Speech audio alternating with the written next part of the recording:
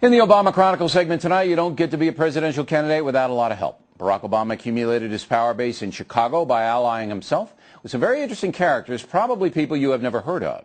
Person number one, Betty Lou Salzman, a wealthy, committed, left-wing philanthropist who can make or break a Chicago politician. Person number two, Valerie Jarrett, currently a senior advisor to Barack Obama. She has been a close associate for 17 years. Person number three, Penny Pritzker, whose grandfather founded the Hyatt hotel chain, another committed leftist. She is a top fundraiser. Joining us now from Chicago is a woman who knows all about Barack Obama's Chicago gang, Sugar Route Board. Actually introduced the senator to George Soros. Wow, why did you do that? Well, because he was a Democrat and he's rich, so that kind of made sense. And when he was running Barack for the U.S. Senate, Paula and Jim Crown from the very important billionaire Chicago Crown family that owns Aspen, a lot of companies, very generous, very philanthropic. We were all working with Barack to run for the Senate, and I was going to host a dinner for George Soros on a book tour here. And we persuaded him. And actually, so you got them together. Soros subsequently became a big Barack Obama fan. But Soros is a far, far left guy. Many people, I think, are very, very suspicious of George Soros for his past activities and his kind of crazy view of what the country should be. But if Barack Obama gets elected, we can blame you, Sugar, for putting the two together. All right, let's go to Betty Lou Salzman. Betty Lou Salzman, big Chicago doyenne, correct?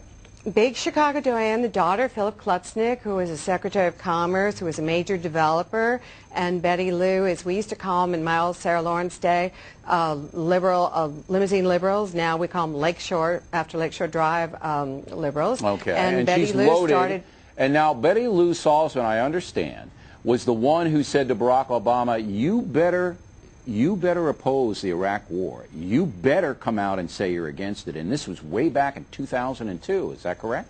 In October 2002, Betty Lou was the organizer for the anti-Iraq war that took place at Daley Federal Plaza, at which Obama made an important speech. Yeah, and she said to him, he didn't want to, he was going, I don't know whether I should do this. He said, you better do it.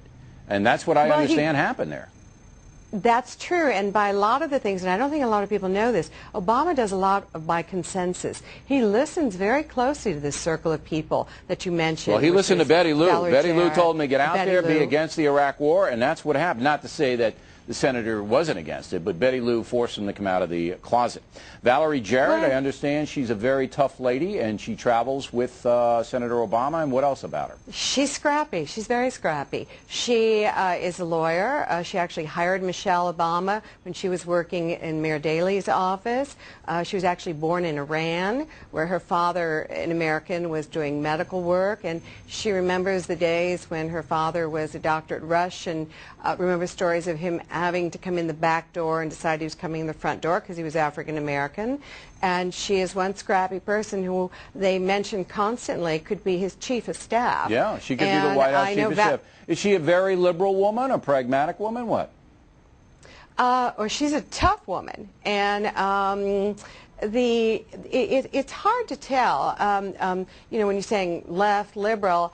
Because all these people that are surrounding Obama, a lot of them have the same background, Harvard, lawyers. Yeah, but there's a degree. Look, George Soros is as far left as it gets. Betty Lou Salzman, we know, is very far left. I'm not sure about Valerie Jarrett. I don't know where she is on the political spectrum. I'm running out of time, and I want to get to Penny Pritzker. She's the Hyatt heiress.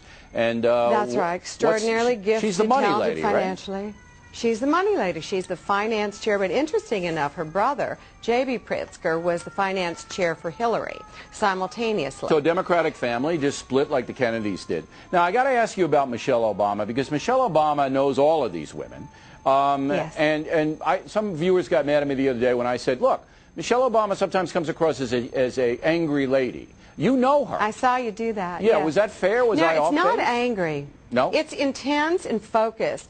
And I know a lot of people, including Barack, thinks of Michelle as Jackie. And also she's been on the cover of another girlfriend's here, Linda Johnson Rice, who owns Ebony and Jet. And she's had Barack and Michelle on a lot of the recent covers. And you see them on the newsstands constantly. And that's been one of her ways to support. Okay, so you say, and you know her much better, I don't know her at all. You say she's not angry. She's intense. She's more like Nancy Reagan, who, and I knew that Nancy White House. Reagan? I worked with them. They had totally supportive of her husband, totally focused on him, and much less than like a Jackie who wasn't. But Nancy interested in Reagan politics. never came across that intense to the American public. She does. Michelle Obama. That may be, and she again's a Harvard-trained lawyer, but she's a good mom and a great wife. But if anybody is thinking anyone has more input than Michelle Obama to Barack Obama, they're wrong. That's right. Michelle Obama makes everybody else insignificant, and you're absolutely right. You are right, Bill. Yes. Ms. Rappaport, very interesting. I thank you for taking the time.